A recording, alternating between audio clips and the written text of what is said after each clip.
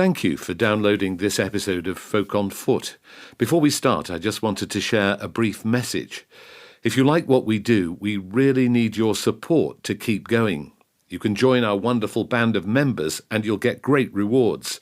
These include access to our amazing Folk on Foot on film archive of hundreds of songs shot on location on our travels around the UK and Ireland. To sign up, just go to folkonfoot.com/support us. You'll also get an ad-free version of all our episodes and an email postcard from me each time we go on a walk.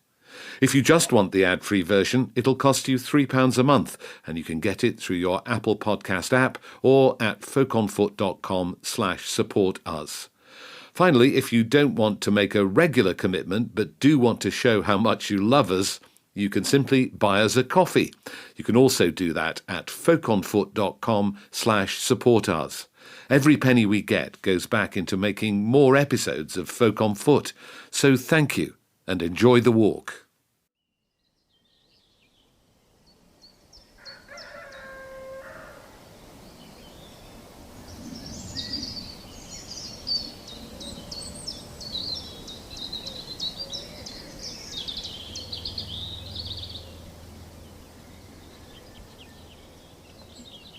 It's a glorious May day in Suffolk, and we're here to meet the novelist and nature writer Melissa Harrison.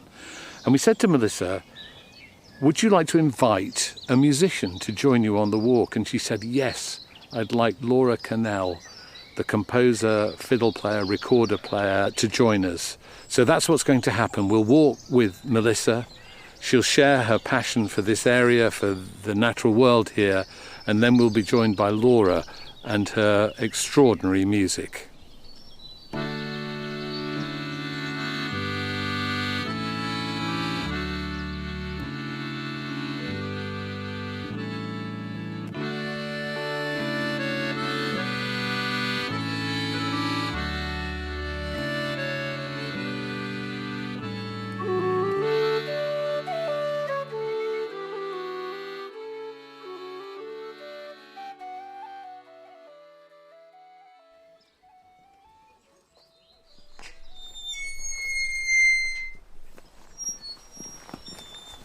So Melissa, good morning. Good morning. Lovely to see you on this warm, sunny day towards the end of May. Late May.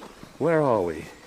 We are in a tiny village of less than 200 souls in East Suffolk.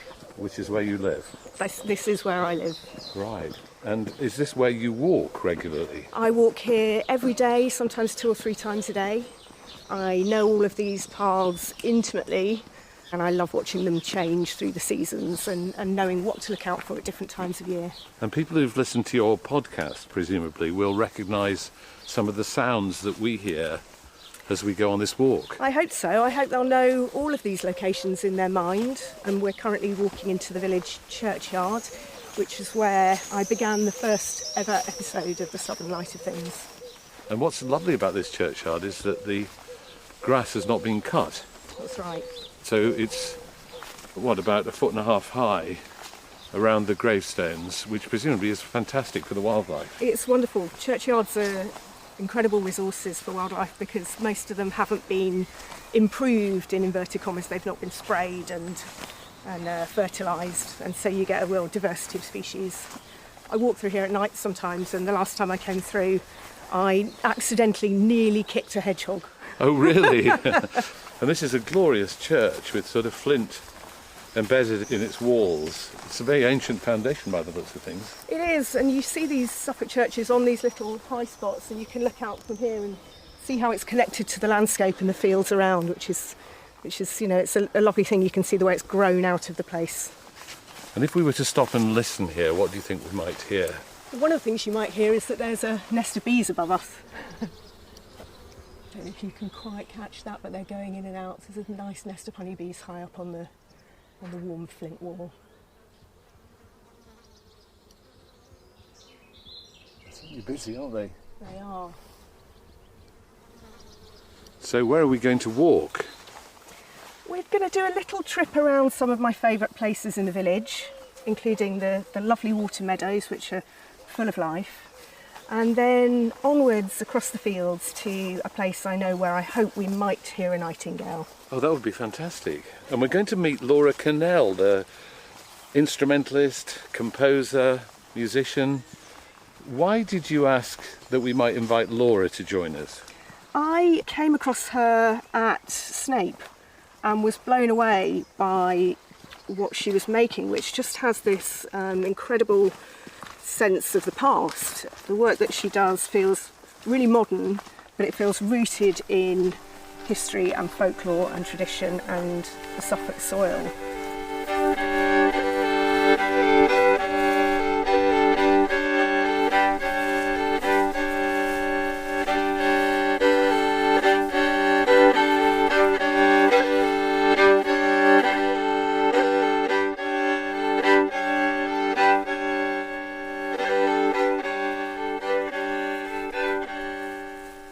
My background is actually in dance music. I worked for many years at Mixmag, and before that spent a long time going to clubs.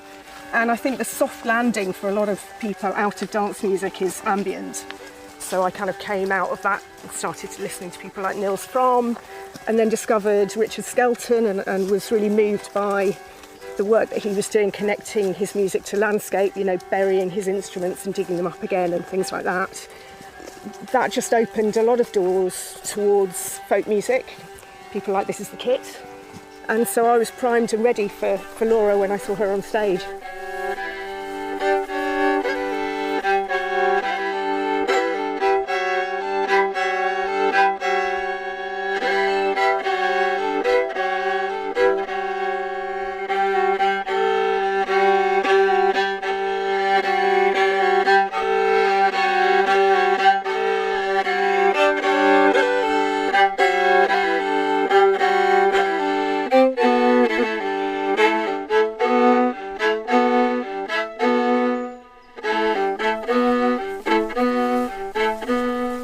And she also makes site-specific work, doesn't she? She's recorded in lighthouses and churches and so on. Abandoned churches, yeah. She really responds to the place that she's in, and that's what I do as a writer as well. I sometimes think I'm not so much a novelist, but almost a landscape artist who never learned to paint. And I think Laura is painting with music.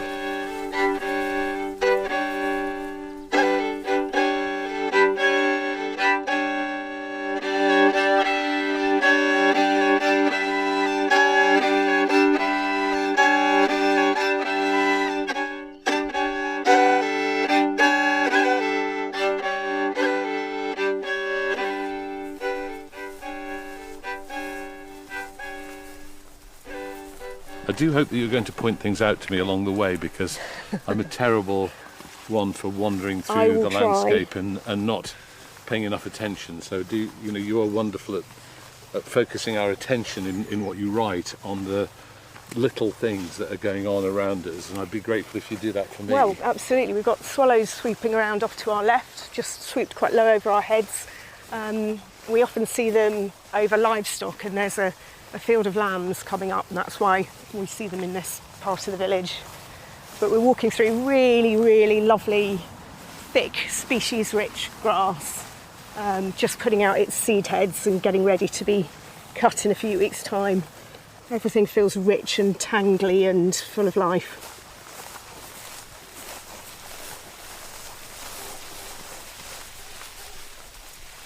Where did it all start for you, Melissa? Where did your fascination for nature and the natural world begin?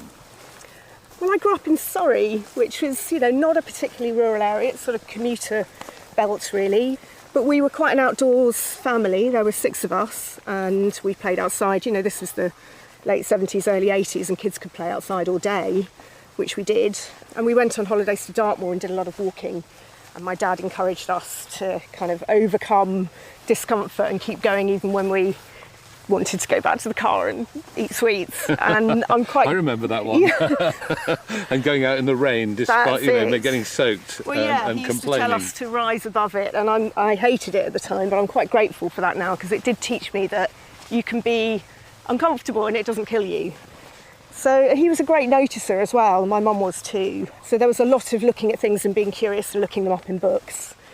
But the fascination with farmland particularly, I'm not quite sure where it came from. You know, I'm not from farming stock, and Surrey is obviously more golf courses than anything else. But farmland is something that's really deep in my bones, and I'm really interested in. I think it's to do with the fact that, you know, humans' relationship with landscape. You know, farmers are at that kind of at that point. You know, they're really at the coalface, and as our relationship with nature has changed and become more difficult, that's where we see it playing out. And I think, you know, there was a point where we worked in partnership with nature in a much better way, perhaps 100 years ago, and since then, you know, we really need to rework that relationship now.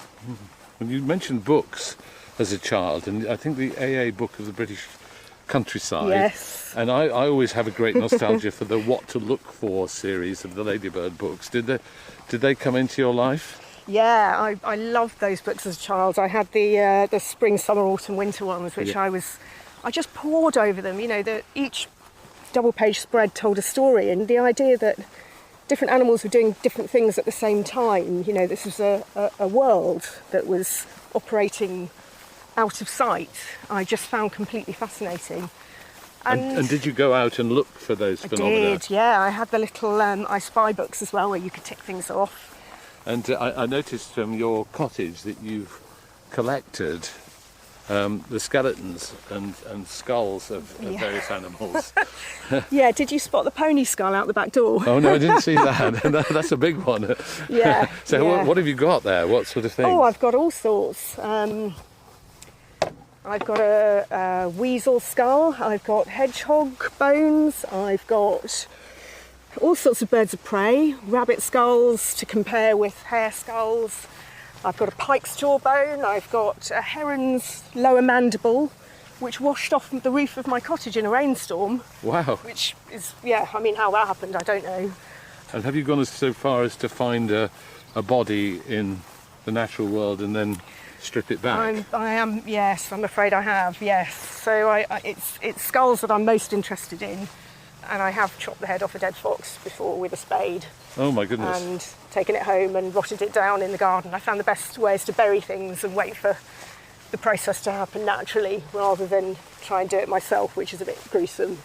And what is it you learn when they are exposed in that way? You can see how the animal is adapted for its purposes. So I've got a woodcock skull, and the eye sockets are almost as big as the cranial cavity. I mean, you can see that this is a bird that's out at night and needs really good night vision. And its beak, at the end of its beak, you can see this sort of pock-marked area, and that's where there's usually lots of blood vessels, because the tip of their beak is very sensitive, and when they probe in the mud, they can actually feel when things touch it, so they can feel the invertebrates that they want to eat. And you started doing this in London. I mean, your early columns about this had you in Streatham, I think. That's right. In South London. And I suppose what you were telling us was, don't think that there isn't any nature in an urban landscape. God, absolutely, absolutely. And London is a very green city. It's got a lot of back gardens, it's got a lot of green space and blue space. And it's just a case of kind of recalibrating what you're looking for. And when you do that, your experience of living in a city can become really rich and really rewarding instead of stressful and difficult. I feel the urge to describe where we are now, because we're walking alongside pine trees. We are, and we're about to come up to a very interesting place for me in the village, which I call the crater. Just down here, there is a declivity, which, because it's not able to be cultivated, is incredibly rich with life. So there's a badger set, there's a fox den, and a rabbit warren, and all sorts of other things in there. I've had my trail cam in a few times, and it's ringed with elders, and they've all got their flowers out at the moment. Lots of comfrey in front of us, which the bees love. And there's a spot in it in the centre which is quite boggy. And in 2022, when there was a drought, it fully dried out, and it was the first time it had dried out, and I got in there, because you find really good animal skulls and flints and things like that, often in the bottom of ponds, old ponds or wet places. And I did find a beautiful badger skull.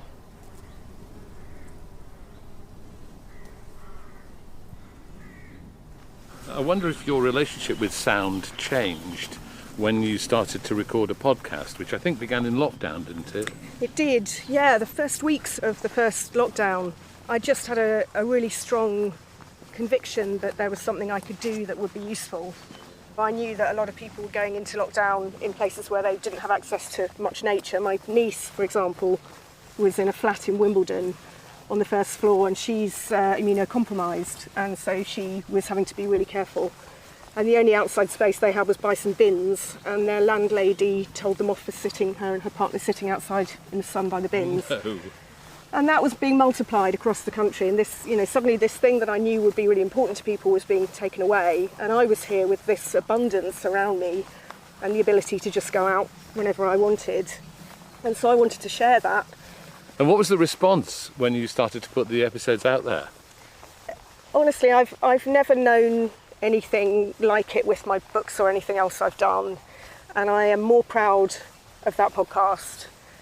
I don't know if I'll ever be prouder of anything, because I knew that I was producing good work on my own terms. I knew that I was making something that was as good as I could make, but I had no idea if it would connect with other people. And it shot to the top of the Apple Nature charts, and then we reached number 9 in the chart of everything that people were listening to in the UK. That's amazing. I knew from the start that I wanted each episode to start very quietly and almost with nothing, and that I wanted people to feel that they were in the village with me going for a walk. I don't know, I wanted it to... I knew that people didn't feel safe at that time, and the people had a huge amount of anxiety, and I wanted them to feel once a week they could be in a place that was incredibly safe, and that, we might talk about difficult things. We might talk about...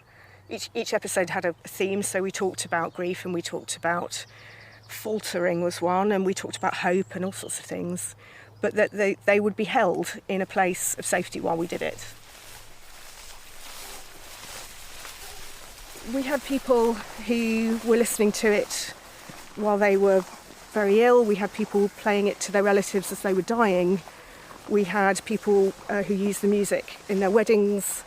And we should say about your colleague who made the music. Peter Rogers was someone I'd worked with in Mixmag magazine, and so we knew that we worked together well, and I knew he was an audio producer and a musician, and I phoned him and said, look, let's make this thing. And he agreed, bless him. And not only did he do the audio production, but he wrote all the music, and he became Gilbert White once a week, the 18th century parson naturalist. So he did the readings? He did the readings, which, for a drum and bass DJ from Luton was quite a transformation. I loved it. There's an incredible sense of doing something that mattered and that I cared about and that I was proud of. I'm just wondering if we're in quite a special landscape here, because we're walking through some extraordinary topography, I suppose. Yeah, this is not what I expect to see in farmed fields. Is this an area which is being let grow for nature? These are our village water meadows. We've just crossed the river, and these are in private hands, but they're being managed really sensitively for wildlife. When I first moved here, there was a small herd of beef cattle that were grazing here, and that's what traditionally these were. They were grazing meadows. They're no longer here, but there are otters on the river. I have filmed them on my trail cam. There are water voles. There's egrets. There's a cuckoo, which I'm really hoping we hear, but I can't order these things up. But there's a cuckoo every summer on the water meadows. And it's beautiful. I come and sit by the river and just wait and watch. I came last year, I was sitting under one of the riverside trees and listening to the cuckoo, and there was some rustling in the rushes near me, and a fox walked within 6 or 8 feet of me, didn't see me, the wind was in the other direction, just nosing around and went on. And I sat and cried like an idiot, because it just felt such, I don't know, I just felt like I'd disappeared into this incredibly beautiful and productive place and was being allowed to be part of it, rather than, normally we walk into a landscape and everything runs away from us. That's what we're used to. We're used to the alarm cries of birds and a landscape emptying. We're bullies, we're unpopular. And to be accepted for a moment like that just felt incredibly moving.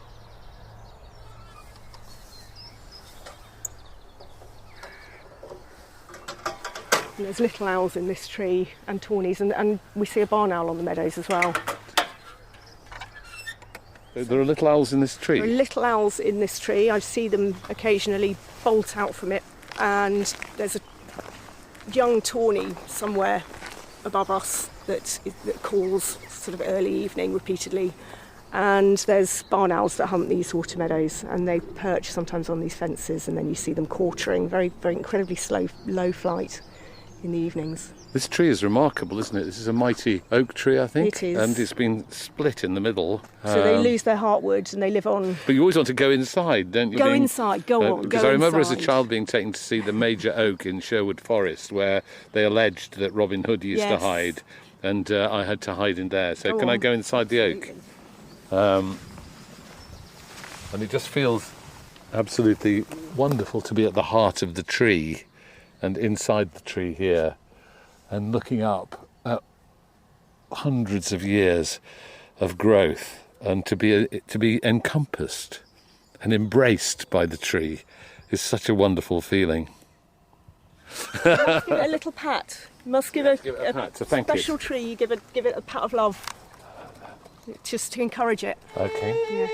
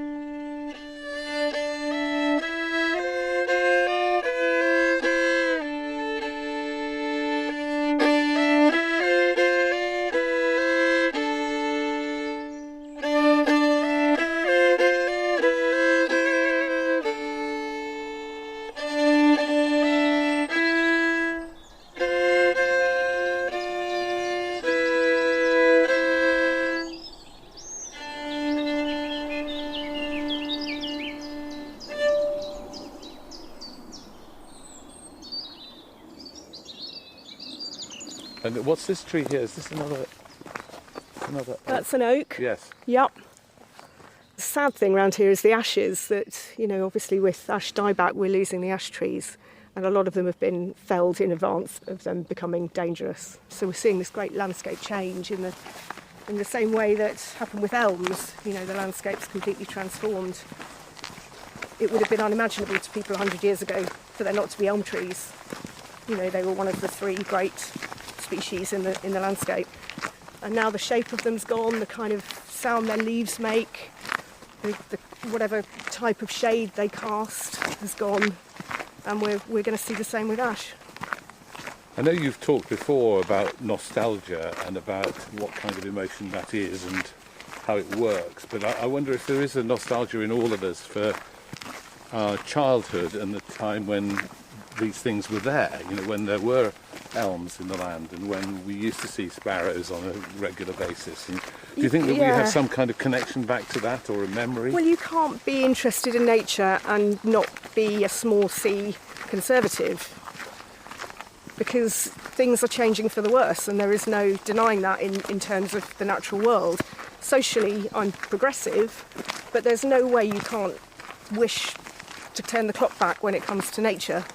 But, you know, you say about wanting to go back to childhood, you're absolutely right, but we have to be careful of that, because what you end up with is something called shifting baseline syndrome, where everyone thinks that the world that they inherited as a child is how things should be. So that many sparrows or that many elm trees or whatever. And in fact, when we only measure it, when our starting point is when we were 5 or whatever, what we turn a blind eye to is the enormous losses over larger periods of time. And you set your novel All Among the Barley in the 1930s. Was there something about the 1930s that was, in a way, a golden age of our relationship with nature, or was it a pivotal point in social change? I think it was a pivotal point. Yeah, I think. Well, I suppose you've got the transition from the horse to the motor vehicle and all sorts of things like that, which must be very interesting for those interwar years? I think what was happening there was, as you say, there was mechanisation, so horsepower giving way to tractors. But with that, and with scientific farming and fertilisers and imports and things like that, what was also happening was a huge shift in a belief system really collapsing and another one coming in, because what was being replaced was superstition, the idea that everything was very unpredictable, and what would get you through was kind of folklore and traditions and old beliefs. Spells and that kind of thing. Yeah, and suddenly that gave way to science, and that, you know, in a way was a good thing and made everything more productive. But for the people that lived through it, for the people who, you know, had been initiated into horse magic, you know, this incredibly arcane system of controlling horses that was completely, you know, handed down from father to son and completely secret, who were then being asked to drive and maintain tractors. You know, what did that mean? And I think that those times of transition, people are very vulnerable, and I think we're in a similar time at the moment. And, you know, if you're going to write about the 1930s and you don't talk about the looming second war that was coming and what that meant, you're ignoring the elephant in the room. And not just thinking about German fascism, though, but thinking about the right wing in this country. Yeah. So and the kind of, you know, there is a whole area which is very uncomfortable about people using a kind of nostalgia for the natural world and as a specific nativism or nationalism. Yeah, that period, there were all over the country, even in some really rural areas, there were kind of quite a lot of little proto-fascist groups that sprung up. And some were really just sort of rural revivalism and folklore and traditions and let's go back to the old ways. And some were really, you know, quite nasty and anti-Semitic and kind of openly fascist. It's the old cliche, fascism doesn't come in wearing jack boots. You know, you think of a writer like Henry Williamson, who wrote Tarka the Otter, which is still to me one of the most incredible pieces of writing about nature in the British countryside that's ever been produced. Came back from the First War with incredible, you know, shell shock, we would call it. We've called it now, we'd call it PTSD. wanted brotherhood with Germany, wanted there to never be another war, he ended up going to the Nuremberg rallies. You know, this is a slow shift and a terrifying one. I just want to ask where the title of the book, All Among the Barley, came from, because I think it's got a music-related story behind it. Oh, yes. So I had the uncomfortable experience of having finished a book and not having a title for it. And I actually had a deadline to hand it in, and I still didn't have a title. And at the time, the book ended with the main character, Edie's grandfather, singing her a folk song. And the song at the time, I think, was... it was Hard Times of Old England. But there was nothing in that was quotable, and I couldn't find anything in the rest of the book. And I dropped Sam Lee a line and said, I'm thinking of changing this song, you know, are there any other, sort of described the book to him a bit. And he sent me 3 folk songs, and one of them was The Ripe Bearded Barley, which has these wonderful lines in it that I suddenly realised completely described Edie's journey about how the ripened bearded barley is smiling on the scythe. And so I took a line from that and called it All Among the Barley. All Among the Barley, who would not be blithe when the ripened bearded barley is smiling on the scythe? Oh, still gets me. And you went out and recorded the song, I think. I did, again with Peter Rogers, who set it to music, and with a local musician, Helen, who's a friend. When we recorded it in a field of barley. Wow, that must have been quite a moment. It was, really hot day, beautiful weather, and the sound of the breeze in the barley.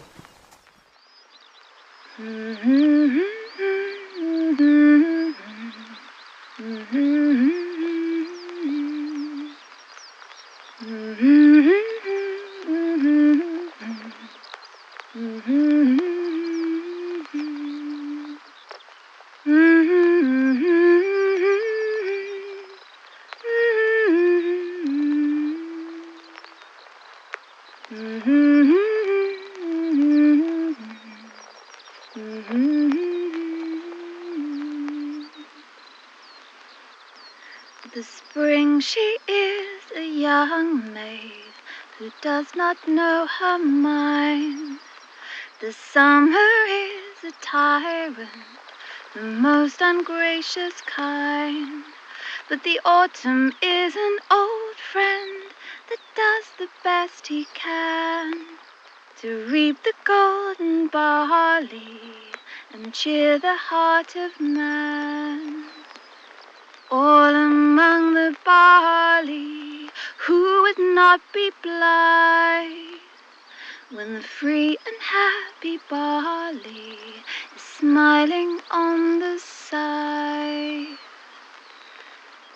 The wheat, he's like a rich man, all sleek and well-to-do. The oats, they are a pack of girls, all lithe and dancing too. The rye is like a miser, he's sulky, lean and small. But the free and golden barley is monarch of them all. All among the barley, who would not be blithe when the free and happy barley is smiling on the scythe?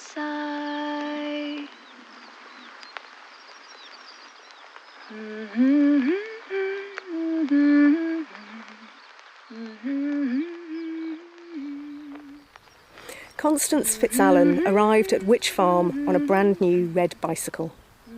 It was a June day, dry and warm, and we were haymaking.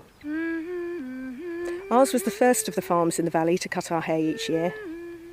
We usually began on the 6th of June, unless of course it was a Sunday. Grandfather held that the first week in June was always dry. At one time, Hullets, with more south-facing land than us, had cut 3 days before, but now the house, orchard and outbuildings stood abandoned, the roof of the old black-timbered barn half falling in. I wasn't allowed to help ready the mower with its long sickle bar blade, nor to walk too close to it while it worked. Instead, I had been tasked with looking after the whetstone, lest it fall out of John's pocket on the jouncing iron seat, and at his shout running to shoo away any birds, like partridges or larks, that were brooding eggs in the long grass and wouldn't stir. I first laid eyes on Constance as we turned at the headland. She had leant her bicycle up against the gate and was sitting on its top bar. She wore trousers held in by bicycle clips at the ankles, a man's shirt, sleeves rolled, and no hat. She held up a hand to shield her eyes from the morning sun, and she was smiling. It was all so long ago now, yet I will never forget the sight of her there. John saw her at the same moment I did. I could tell by the set of his back, although he gave no sign. Moses and Malachi walked steadily on, the mower whirring, the sweet scent of cut grass rising all around. As we neared the gate, she jumped down, and I wondered if she and John knew one another. But it was my name, not John's, that she called. Edie, it is Edie, isn't it? How do you do? I'm Constance Fitzallen. I was told you were making hay. She'd begun to walk slowly along the field margin, and I followed. I felt that I must know her, but had forgotten, or perhaps Mother had told me about her coming and I hadn't taken it in. How did she know me, and what on earth did she want? So that's John, she said, shielding her eyes. John of the horse magic. How marvellous. You must introduce me. He won't like being disturbed, I managed.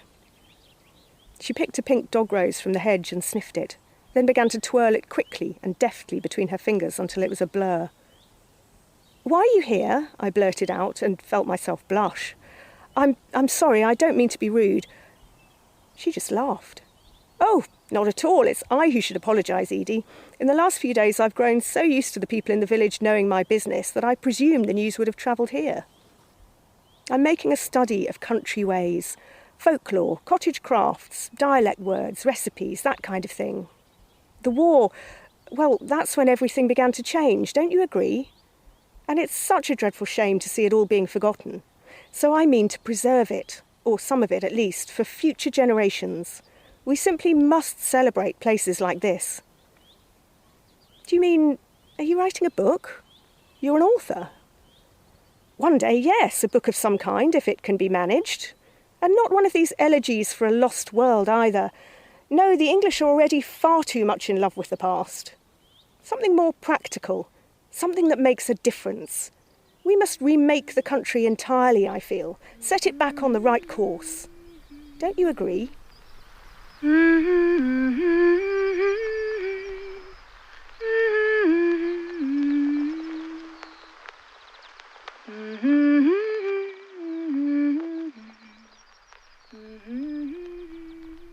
Is this an important barn we're standing by here? This is the owl barn from the Stubborn Light podcast. In episode 3, I came out to look for barn owls.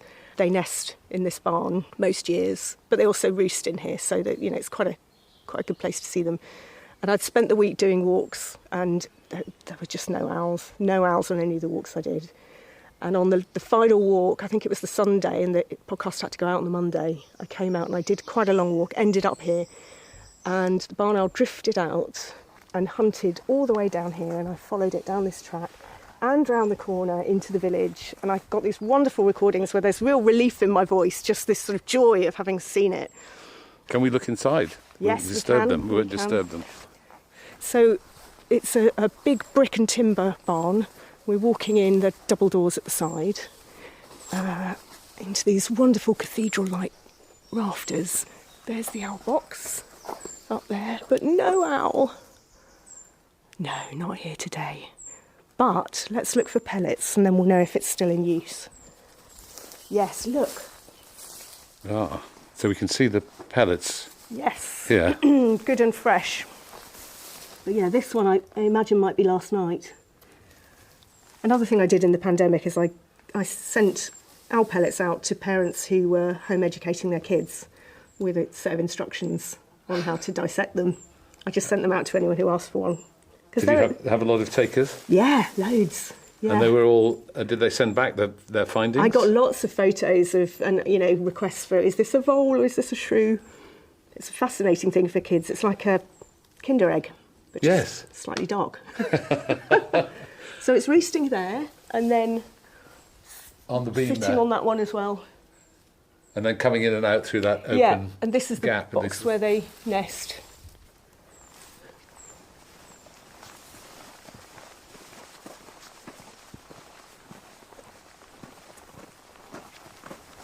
So I think we're going to go and meet Laura now. Where are we meeting her? We're meeting her at a site that used to be a farm and has now been taken over by one of the wildlife charities who manage it very, very lightly but very sensitively. And there are nightingales and turtle doves. We're unlikely to see or hear a turtle dove. And the Well, we might nightingales, hear the nightingale. we might. They're not singing as much as they do when they first arrive. They've paired, and they tend to keep quite quiet about, where they are, because obviously they're advertising where their chicks and eggs are.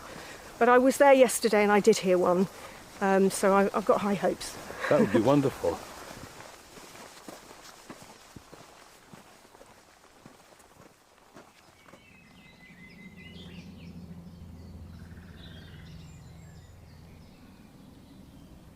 I think we can hear a nightingale. We can. I mean, it's a shadow of the nighttime performances. They sing quite quietly in the daytime, and it probably won't be wanting to advertise where its nest and chicks are, but that is a nightingale deep in the thicket. I think it's welcoming Laura Cannell. I think that's what it's doing. Hello, Laura. Hello. Really That's a lovely very to have good. you Yeah, with us. thank you. It's nice to see you. We have got some musical instruments as well of our own, not just the song of birds, but we have. What have I got under my arm here? You've got under your arm my Pride and Joy, my bass recorder, I'll be very careful handmade, with it. very lovely, and then I've got my fiddle on my back. So you've never met each other before, I don't We think. haven't. No. I've admired Laura's work from afar. Same. Well, not that afar. Snape. Yes. I came to hear you there and was blown away. Oh, thank you. Yeah, we're local, aren't we? Are you Somewhat an that East way. Anglian by I was born in family Norwich. background? Yeah, we just found out that 12 generations of my family have lived in Norwich. And you've just been playing in Norwich, I think, haven't you? Yeah, I just was artist in residence at the Norfolk and Norwich Festival, so I did a solo performance in the cathedral of Antiphony of the Trees, which is my kind of bird-inspired album from a couple of years ago, and then did some other things. You were working at the Guildhall, I think. Yes. That sounds quite scary. It was about witches. Well, it was about witches because there were two women from Norwich who were both in Salem, and then one of them came back and, both of them, I think, were tried for witchcraft, and one of them was killed in Norwich and tied up outside on a ring that's still outside the Guildhall by the market, and then tied up and walked through the streets to Lollard Pit and killed as a Lollard, but tried for witchcraft. So you're no stranger to performing in the open air, in woods, and buildings and things like that. I think you recorded an album in a lighthouse, didn't Yeah, you? in Southwold Lighthouse, Yes. and Wapping Hydraulic Power Station, and last year I did one in a, what do you call those things? A locker, storage container. A storage container. In a field in Norfolk. Very atmospheric. Well, it was empty, so Yeah, it did have a good but sound. a great acoustic, I Yeah, imagine. amazing. Yeah. But I'm just always like looking and listening and searching for things that sound interesting, and basically making the most of everything that's around, and sort of appreciating where I grew up in the marshes and realising that actually that's gone in and done something to my brain, and you kind of have to take your roots, whatever they are. Would you play do for it. us here? Yeah, I'd love to. Okay. And if you're going to play something here, would you play something that you already know, or would you make something up that responds to where we are? Either. So I've got, obviously at the ends of my fingers, I've got lots of tunes and pieces that I've written. And most of the time, because they're semi-improvised, I might have like a skeleton structure. And then, depending on where I am, there's a massive bog. Yeah, there's a huge bog. We don't really here. get bogs. What do we? Oh, okay. Let Melissa lead the way. But then I've also done things where I just respond very spontaneously to the space. So I thought I would do both. That would be marvellous. Ooh, look at this bit. Very muddy. Are you okay? Do you want to...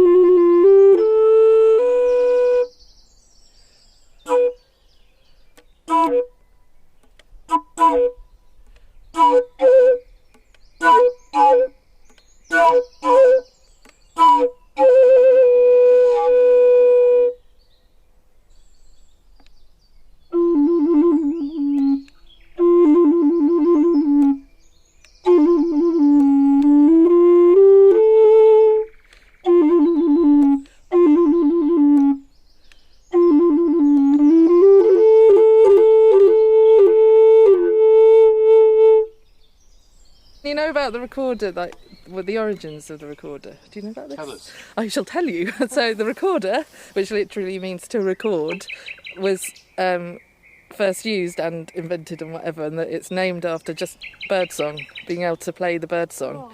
So that's its very, very first original ancient like thing, and it's like all whistles and flutes and things, or like shepherd's flutes and things like that are all the recorder. Your whole job is to play what you hear, which is just the human amazing. urge to reproduce birdsong Yeah, led exactly. to the instrument. Yeah, and then there's this 18th century Bird Fancier's Delight, which is a collection of tunes to teach on the recorder.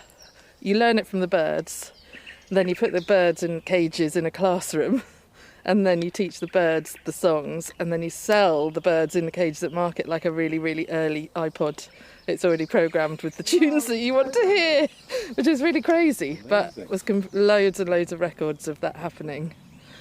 So when I was doing the Antiphony of the Trees, I recorded a dawn chorus at my house, and they were all obviously at normal bird pitch, but then I dropped them down an octave, and it sounded like, I don't know what dinosaurs sound like, but it sounds like dinosaurs. It's just what you'd imagine. The sound literally was like, and I kept it the same speed, and it was still.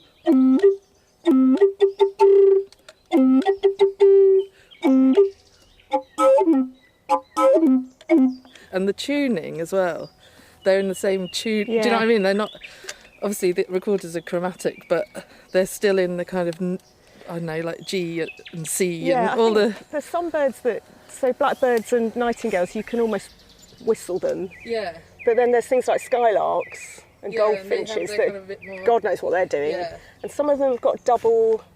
It's called a syrinx, isn't Yes, it? And yeah. they can make two And they noises can- at the same exactly, time. They can, yeah. And then nightjars, which do that strange churr, and they can Yeah. do it on the in-breath and the out-breath, Yeah, so they I can just love do it the that. whole It's so time. cool, isn't it? God knows how that works.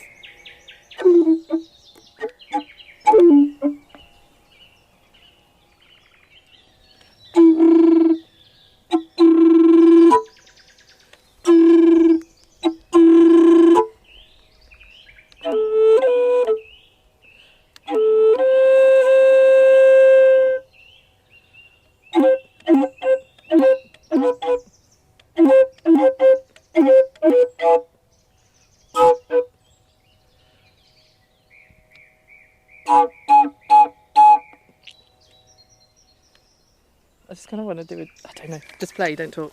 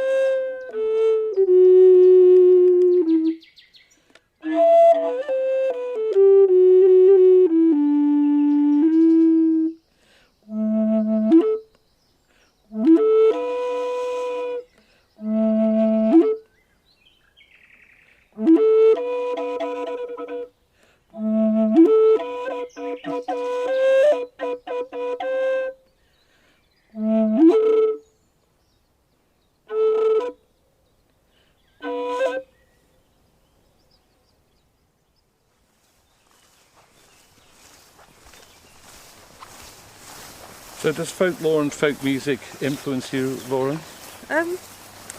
Yes.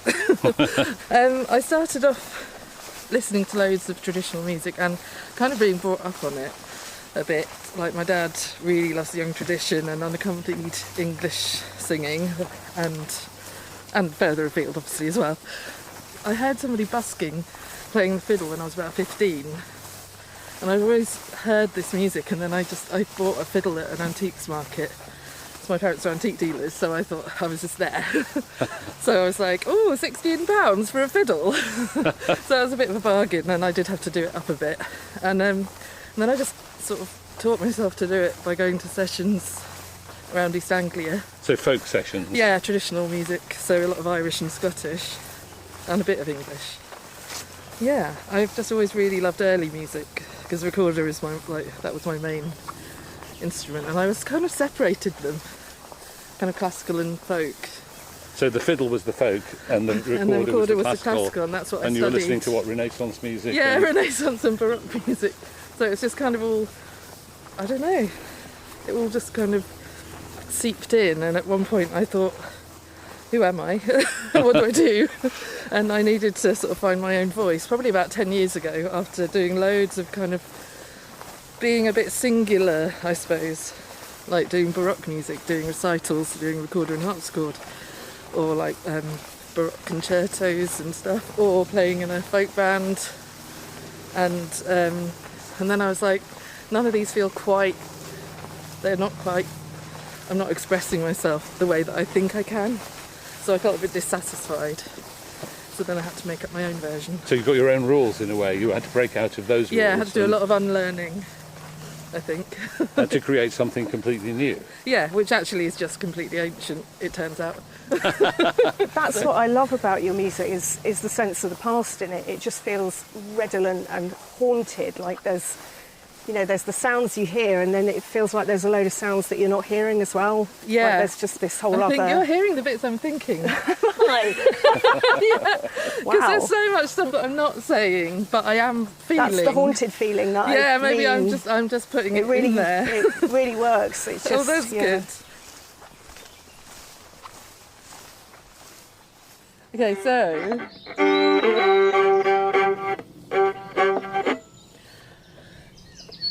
I'm going to play a piece called Dagian Dusk, and it's sort of based on a really old 5th century Armenian tune, and also my experience of kind of growing up in Norfolk and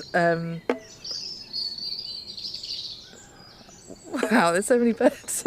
And just kind of really long, slow, dusky evenings. And doing things like when I was doing my A-levels, my friends and I had an Irish band, and we used to play at the Ferry Inn in Reedham Ferry.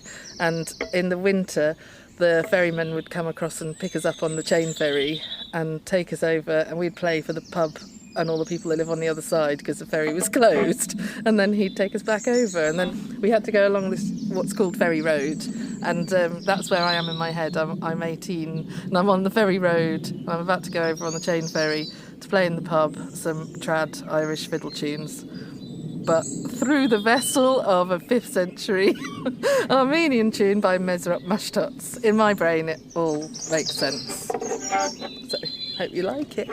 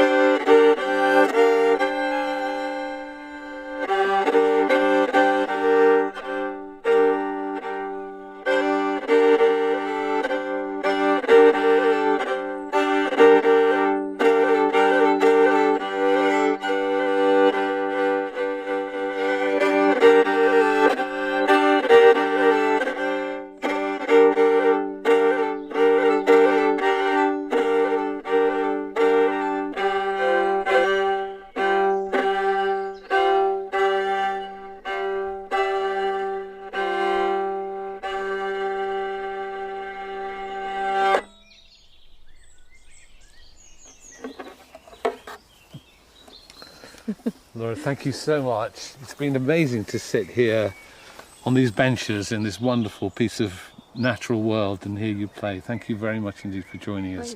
And Melissa, thank you for sharing your wisdom, sharing your stories and taking us on this extraordinary walk. Thank you for inviting me. It's been an absolute pleasure.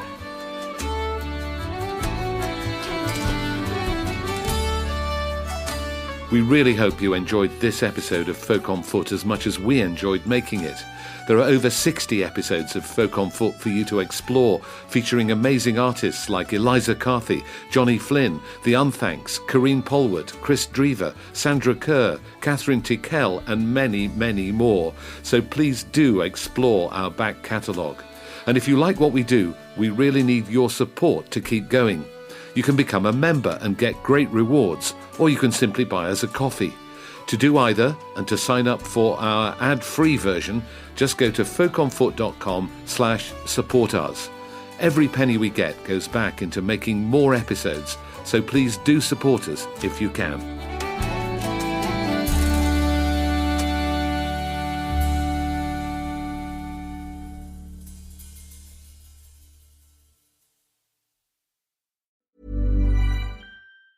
Hi, I'm Daniel, founder of Pretty Litter. Did you know cats tend to hide symptoms of sickness and pain? I learned this the hard way after losing my cat, Gingy. So I created Pretty Litter, a health monitoring litter that helps detect early signs of illness by changing colors, saving you money and potentially your cat's life. Pretty Litter is veterinarian developed, and it's the easiest way to keep tabs on your fur baby's health right at home. Go to prettylitter.com and use code ACAST for 20% off your first order and a free cat toy. Terms and conditions apply. See site for details.